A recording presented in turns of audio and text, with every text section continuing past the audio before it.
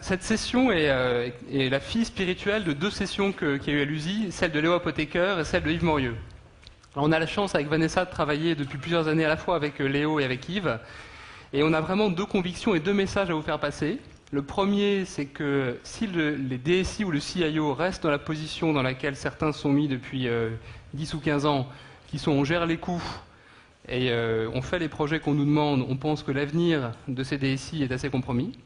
Et le deuxième, c'est que pour répondre aux enjeux d'Yves Morieux, qui était de dire qu'il faut libérer l'intelligence collective, l'engagement, la productivité et la capacité d'exécution, cela ne pourra se faire que si on passe, comme le disait Derek tout à l'heure, de la mécanique gravitationnelle à la mécanique quantique des organisations.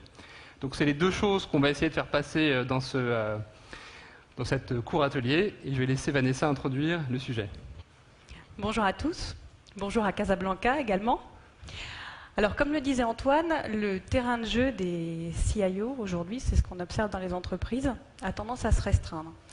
Pourquoi ? Parce que les CIO sont squeezés entre, d'une part, le métier qui va prendre de plus en plus la main sur l'informatique, en allant chercher des softwares as a service directement sur Internet, en demandant à ces agences marketing qui traditionnellement travaillaient sur la définition produit, de réfléchir plus en termes de business intelligence, de data management, donc finalement sans passer par l'informatique de l'entreprise.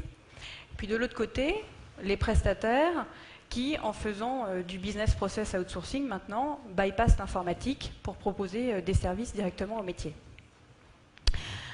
Donc nous, ce qu'on se dit, c'est que les DSI doivent réagir pour arriver à reconquérir du terrain par rapport à tout ça. Et en fait, c'est vrai que la vie des DSI, c'est quelque chose d'extrêmement dur. On le voit, nous, en tant qu'observateurs du SI. Moi-même, j'ai travaillé dans une DSI avant.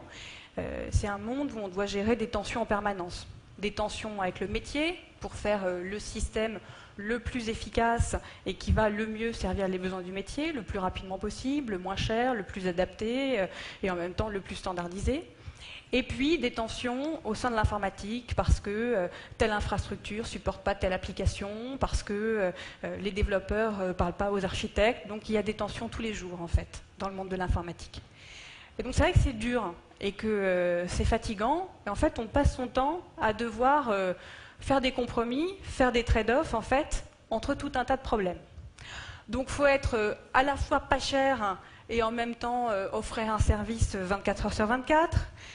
Faut être standardisé et en même temps adapté aux petits oignons, aux besoins de chacun, aux besoins du métier, aux besoins des techniciens.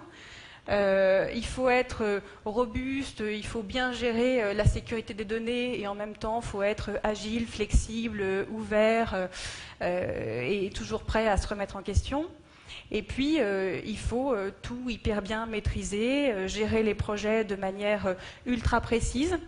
En même temps, dans un monde qui est assez flou, où les besoins métiers sont appelés à évoluer, et c'est normal.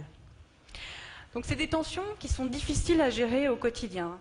Et en fait, ce qu'on voit, c'est que le réflexe, qui est finalement le réflexe naturel, c'est d'essayer de se protéger de ces tensions.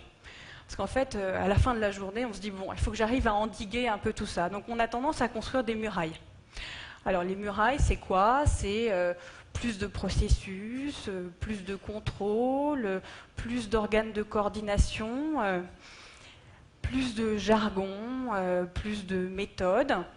Et ça part d'un bon sentiment. Et moi, ça me fait penser à la muraille de Chine. Et c'est pour ça que j'ai choisi cette image. Parce que la muraille de Chine, finalement, ça a été un rempart immense qu'on a construit pour se protéger des envahisseurs. On le voit même depuis la Lune. Et pourtant, ça n'a pas empêché les envahisseurs d'arriver de l'autre côté. Donc construire des murailles, finalement, ce n'est pas toujours la bonne solution, puis c'est très fatigant. Et nous, ce qu'on pense, c'est que ces tensions, en fait, elles contiennent énormément d'énergie, et il faut arriver à canaliser ces tensions pour créer de la valeur sur les projets informatiques. Et ce qu'on va vous proposer là, c'est quelques réflexions autour de ce qui a été dit dans les jours passés, sur comment on peut arriver à mieux canaliser ces tensions. Alors pour introduire ces tensions et dans la lignée d'Yves Morieux, qu'est-ce qui se passe quand on a créé des organisations un peu rigides, où on a effectivement aligné les régions sur les centres de services partagés, les métiers, sur les différentes business units, qu'on a mis en place CMMI, ITIL, etc., et qu'on a bien industrialisé et taylorisé le travail. On a des gens en bas sur le terrain, qui sont perdus, qui ne savent plus quoi faire. Et donc, on va finir par des solutions simplissimes, du genre, vous voyez à gauche de Dilbert, le patron de Dilbert lui dit, notre objectif, c'est de faire du code qui n'a pas de bug. Ça, c'est super. Et puis, pour être intelligent, je proposais une incentive, je vais vous payer $10 à chaque fois que je vais trouver un bug. Et donc, vous voyez la réaction de l'équipe de développeurs, super, on est riche. Et puis, à droite, là, le copain de Dilbert qui dit, moi, je vais m'écrire un nouveau minivan pour cet après-midi. Alors, si c'était une fille, il dirait, je vais m'écrire une nouvelle montre Cartier cet après-midi. Et puis, le patron qui se dit, je me demande si j'ai les bons comportements. Et ça, c'est quelque chose qui nous tient à cœur, c'est de se dire, qu'est-ce qui se passe pour de vrai sur le terrain? C'est ça qui va compter. Et comment on fait face à toute cette complexité pour que les gens aient les bons comportements?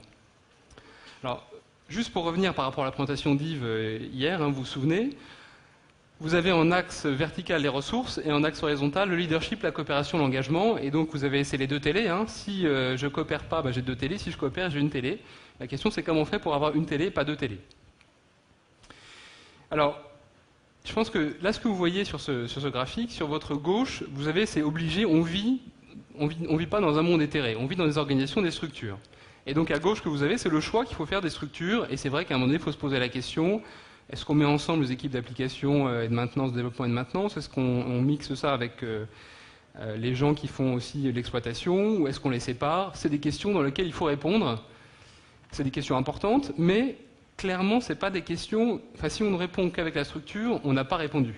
Si on ne travaille pas sur la partie droite, qui est de se dire, finalement, quels sont les arbitrages qu'il faut traiter au quotidien, entre ce qu'expliquait Vanessa, pas cher, mais en même temps une bonne qualité de service ou autre, on n'a rien fait, en fait. On n'a rien fait dans l'organisation. À droite, on s'occupe des gens. Donc à gauche, c'est quoi? À gauche, c'est les grands équilibres gravitationnels, c'est la mécanique newtonienne. Bon, effectivement, il y a des règles, il y a de la gravitation, il faut en tenir compte. Et à droite, on passe vraiment à la mécanique quantique. C'est quoi au niveau de l'individu? Le quanta, là, c'est l'individu. Quels vont être ses enjeux ressources contraintes? Qu'est-ce qu'on va changer à ces enjeux ressources contraintes pour avoir des bons comportements? Bon, et c'est ce qu'on fait avec Vanessa. On essaie de faire ça tous les jours. Alors, c'est pas évident, on pourra y revenir. On va écrire un livre, d'ailleurs, sur le sujet, avec Eric Baudson, qui est directeur informatique de CA-CIB. J'espère maintenant qu'on l'a dit, il faut qu'il sorte avant la fin de l'année, parce que sinon il ne sortira jamais. Donc on vient de couper les ponts. Alors pour répondre à ces questions de mécanique quantique, il y a les Smart Rules, qu'Yves Moriot vous a détaillé hier, et je vais vous donner quelques exemples. Alors une question que posent souvent les clients, les DSI, c'est de dire, il y a un rôle clé dans l'informatique, c'est vraiment un exemple, c'est le rôle ce qu'on appelle le coordinateur technique ou des architectes techniques. Donc c'est les gars qui sont vraiment pointus, les très rares personnes qui comprennent vraiment ce que c'est qu'une infrastructure technique, une infrastructure de données, une infrastructure applicative. Il n'y a pas beaucoup de gens comme ça. Et puis, ces gens-là, on se pose toujours la question dans les organisations, est-ce qu'on les met, si on a décidé de séparer l'infrastructure des équipes de développement, alors est-ce que c'est une bonne idée ou pas, mais en tout cas, supposons qu'on a décidé de le faire. Est-ce qu'on met ces architectes techniques à gauche, côté application, ou à droite, côté infrastructure? Alors je sais que Pierre a écrit sur le sujet, donc on pourra y revenir. Bon, moi c'est une question que je trouve toujours bizarre. Pour rien vous cacher, j'ai vachement de mal avec cette question parce que dans ma tête, à moi, ils peuvent être ni à droite ni à gauche, parce que fondamentalement, soit ils travaillent bien ensemble et on a un processus fluide où tout le monde travaille, je veux dire, quelle que soit la structure. Et donc en fait, moi j'ai envie de dire, de mon côté à moi, de mon point de vue à moi, ça m'est un peu égal de les mettre à droite ou à gauche. Bon, comme j'ai beaucoup de mal à expliquer ça aux gens avec qui je travaille au DSI, finalement je pense que j'ai fini par trouver quelque chose qui est de se dire, en fait, si ça a de l'importance, si je les mets à gauche ou à droite, je vais jouer sur le compromis. Je vais mettre un peu de poids sur le compromis.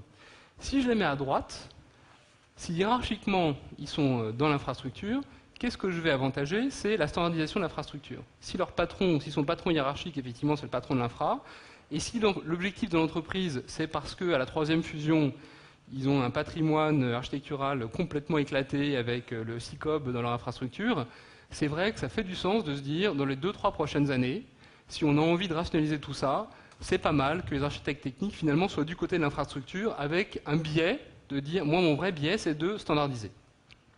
Si, en revanche, j'ai une entreprise qui est en pleine phase de croissance et d'innovation, qui doit capturer des nouveaux clients, rentrer sur de nouveaux marchés, ça va être un peu compliqué, et là j'ai plutôt envie de laisser du pouvoir aux équipes de développement, qu'elles développent un peu, et tant pis si les infrastructures ne sont pas complètement standardisées comme il faudrait, j'ai plutôt envie de les mettre à gauche. Donc encore une fois, il n'y a pas de solution idéale, ça dépend beaucoup de ce que vous voulez. Et ça c'est quelque chose qui est pour moi très important. D'abord je crois que la partie structurelle, elle ne peut pas rester des années en place. Je veux dire, c'est pas parce qu'on a décidé une structure qu'elle doit changer. Yves Morieux dit souvent, il vaut mieux changer les structures tous les 3 ans, ça permet de nettoyer un peu ce qui a été fait, et ça rebat les cartes. Et donc finalement, je pense que ce qu'il faut se dire, c'est quoi l'objectif qu'on veut privilégier dans les 2-3 ans, et où est-ce qu'on met les gens. Mais si on ne travaille que là-dessus, si on travaille que sur le côté mécanique gravitationnel, il ne va rien se passer dans l'entreprise, ou alors on va avoir des catastrophes. On va avoir un bunker côté infrastructure qui va dire attendez, moi si c'est pas standard, j'accepte tel stacks et rien d'autre. Et les gens des applications vont être désespérés et on va avoir des retards, des délais, etc. Et les gens du business in fine ne seront pas contents.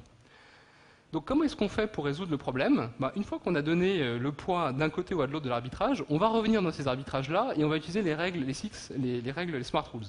Alors 2-3 exemples. Si je veux travailler par exemple sur la standardisation et la customisation, je vais avoir un catalogue de services que je vais définir. Je ne sais pas s'il y en a certains d'entre vous qui ont déjà essayé de faire cet exercice intéressant, de calculer le prix qu'on donne à un catalogue de services. Et qu'est-ce que c'est qu'un catalogue de services ? En fait, c'est un exercice assez compliqué. Moi, j'ai travaillé aussi pour des SS2I en me rendant compte qu'en fait, elles priçaient mal leurs services parce qu'elles n'avaient pas compris leur coût interne. Donc, les premières choses qu'il faut faire déjà, quand on veut travailler là-dessus, je pense que déjà, c'est avoir une bonne compréhension de la logique économique dans laquelle on est. Le deuxième, c'est de trouver les bons services. Et pour encore donner un exemple autour de Procter & Gamble, ce qu'ils ont fait, c'est de dire on va donner des services un peu différents d'habitude. Au lieu de faire des services qui sont je délivre une application, combien ça coûte le service je délivre une application, c'est pas évident.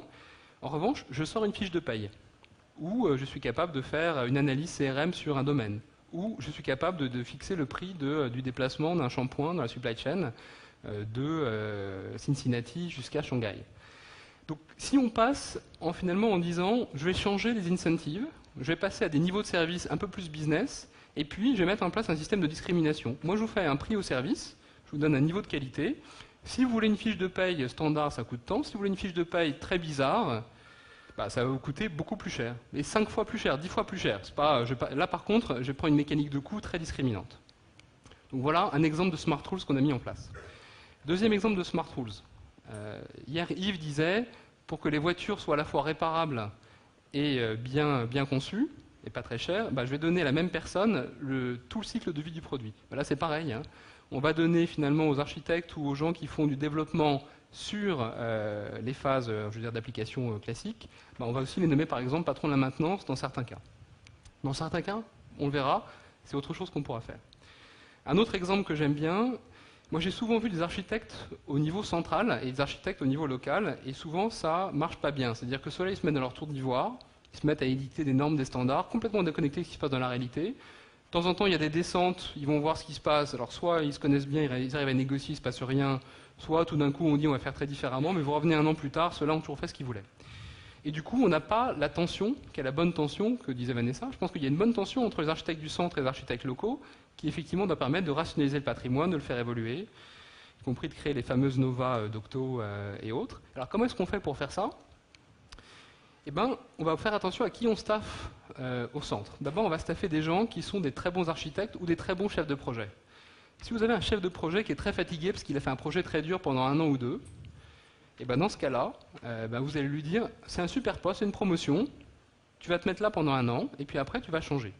Et donc vous allez faire changer les gens de rôle, et typiquement vous allez aussi dire à des architectes locaux, toi dans 2 ans, ton job ça sera architecte au centre. Donc c'est sûr que si je sais 2 ans à l'avance que mon prochain job, c'est les gens dont aujourd'hui j'ai l'impression qu'ils m'ennuient tous les jours, je vais commencer à réfléchir avec eux à trouver des patterns de comportements qui font qu'on va trouver quelque chose qui va être bénéficiaire pour nous deux, parce que sinon, et ça va être de la vraie coopération. Donc l'idée de dire je fais des rotations de postes, je mets des gens différents à certains endroits, très utile. Un autre sujet important, c'est les PMO par exemple. Ça, le PMO, j'adore la gestion de projet, c'est quelque chose qui me fascine. Et j'ai toujours remarqué que quand on crée une fonction de PMO, souvent, il y a une notion un peu garde-chiourme où je vais descendre voir et essayer d'embêter les gens sur leur projet. Moi, j'arrive pas à comprendre comment c'est possible que si je mets un chef de projet expérimenté en haut et que le gars il va aider les chefs de projet sur le terrain, moi si j'étais jeune chef de projet, je serais très content d'avoir, si j'étais jeune padawan, je serais content d'avoir un maître Jedi qui descend et qui vient m'expliquer comment on fait mon projet, est-ce qu'il est bien ou pas, faire des revues de code avec moi, faire des revues de spécifications, m'expliquer comment faire. Et donc, il y a des mécanismes organisationnels qu'on peut mettre en place, donc choisir les bonnes personnes. Faire par exemple, dans les Smart Rules, on a créé pour une société une revue tous les mois de tous les chefs de projet, dans lequel on a dit on ne vient partager que les erreurs. Ce que vous faites de bien ne m'intéresse pas. Moi, ce que je veux savoir, c'est Chacun vient avec un problème qu'il a, une erreur qu'il a faite, et on essaie collectivement d'en tirer le bénéfice. Et vous installez dans la société une culture de bah, c'est normal de faire des erreurs, c'est pas grave, tant qu'il y a des gens qui sont là pour nous aider et qu'on s'améliore, c'est bien. Voilà, donc il y a plein... alors une dernière smart rules sur la partie ambiguïté et déterminisme, où vous mettez en place du management. En fait là, les gens, qu'est-ce qui se passe? C'est évidemment, vous avez des gens qui veulent avoir des cahiers des charges très bien écrits, et puis d'autres qui disent bah, on ne sait pas bien écrire le cahier des charges. Donc bah là, on va mettre en place effectivement un mode, vous allez voir différent, un multimode.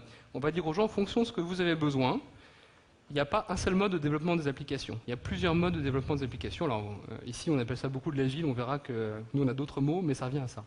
Donc ça, c'est important, hein. On va changer, parce que la partie gravitationnelle, c'est ce que Yves appelle le squelette. C'est important de mettre en place un squelette, mais c'est clairement pas la solution.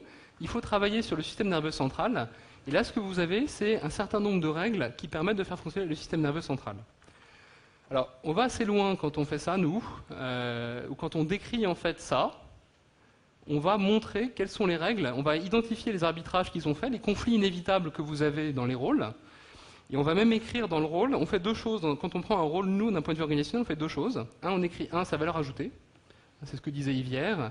Et la valeur ajoutée du rôle, c'est effectivement c'est faire coopérer par exemple là, les équipes d'application, les équipes techniques et autres. La valeur ajoutée très concrète en 3-4 points. Et on va dire c'est quoi les arbitrages qu'il a à faire et comment on lui donne du pouvoir, des marges de manœuvre pour faire ces arbitrages. Bon, et le dernier point, qui me paraît fondamental, aujourd'hui on a quand même l'impression qu'on est face à des organisations qui sont assez industrielles, assez monolithiques. Et ce que disait Léo hier, il disait il faut passer d'un modèle où finalement vous êtes jugé sur le coût de l'IT sur le chiffre d'affaires, à un modèle où vous créez de la valeur. Et pour créer de la valeur, bon, la conviction qu'on a, c'est qu'il faut que les DSI, il faut qu'ils soient créatifs, il faut qu'ils essayent des choses, il faut qu'ils apprennent. Et pour faire ça, ben, on ne peut pas faire ça dans le mode industriel. Le mode industriel, c'est un mode d'apprentissage extrêmement lent. On ne peut pas être aussi créatif qu'on veut, en tous les cas, ou faire ce que fait Apple, ou faire des produits ou des services aussi forts. Et donc, il faut en fait que le DSI puisse proposer plusieurs modes. Le mode prototype, je veux dire, dans l'automobile, quand on fait un prototype pour le salon de Genève ou de Francfort, on ne le fait pas dans les chaînes de Flins ou de Sandouville. On le fait dans un atelier à Guyancourt, chez Renault. Et donc, il faut être capable d'avoir des modes de développement différents de prototypes industriels, y compris des modes commando.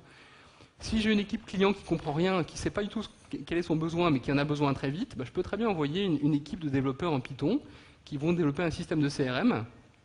Parce qu'aujourd'hui, faire du cahier des charges de CRM, c'est très compliqué, mais aller le développer avec des gens motivés, c'est possible. Et donc, on va créer une application très vite, ou une application mobile ou autre, qui a la valeur.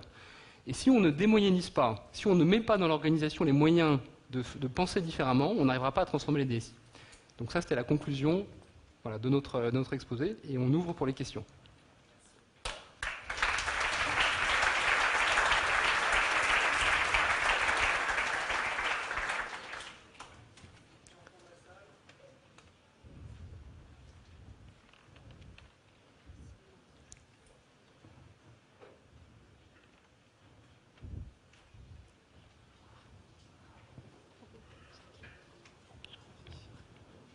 Bonjour. J'aimerais savoir, parmi les smart rules que vous avez évoqués, c'est ici, D'accord. lesquels vous aviez déjà réellement expérimenté et si, dans la liste que vous avez donnée, il y en a certaines qui ont été plus efficaces que d'autres, qui ont permis des changements significatifs. Alors, on les expérimente avec Yves depuis, j'ai envie de dire alors un peu comme Monsieur Jourdain depuis une dizaine d'années. Depuis 5 ans, on les a formalisés plus fortement. Ce qui marche bien, je veux dire, ce qui marche bien, c'est tout ce qui tourne autour. Enfin, je veux dire, les deux choses qui marchent bien, c'est tout ce qui tourne autour des incentives et des rotations de postes. Ça, c'est des choses qui marchent extrêmement bien parce que ça rend, si vous voulez, enfin, tout ce qui est autour de l'ombre du futur, ce qu'on appelle, c'est-à-dire, il faut rendre les gens. Il faut que les gens soient face aux conséquences de leurs actes. Alors ce matin, ce que montrait Martin Fowler, c'est si je mets tous les gens dans une pièce et si je mets un wiki avec du Twitter en Inde, effectivement, et un build avec la musique qui vous explique à chaque fois qu'on build passe, j'ai la bonne musique ou j'ai Britney Spears, ça marche assez bien. Nous, c'est pareil. Je veux dire, ce qu'il faut, c'est que très vite, les gens soient mis face aux conséquences de leurs actes. Alors soit parce qu'ils savent que ça va être plus tard le cas, soit parce qu'effectivement, par exemple, on a mis en place des revues de code toutes les semaines ou tous les mois sur les projets, où on a mis des grosses pierres dans l'organisation en disant, par exemple, on ne va pas faire de projet de plus de 9 mois, ou si on a un logiciel, on n'a pas le droit de le customiser de plus de 10%. Donc en fait, les règles marchent assez bien. Le problème, c'est qu'il n'y a pas une règle qui fonctionne bien. J'ai envie de dire, à chaque situation, c'est assez systémique. Il faut regarder quel est le problème. Il y a une dizaine de règles de smart rules à trouver. Donc c'est plutôt ça. Ça marche. Il n'y a pas une recette plutôt qu'une autre. C'est très spécifique. Je ne sais pas, Vanessa, si tu veux compléter. Moi, j'aime bien l'ombre du futur aussi, parce que je trouve que ça responsabilise les gens et ça leur évite de se dire après moi le déluge. Comme ils risquent de se prendre le déluge, eux, sur la figure, en général, ils évitent qu'il pleuve trop. Une autre question? On s'arrête là. Merci beaucoup alors.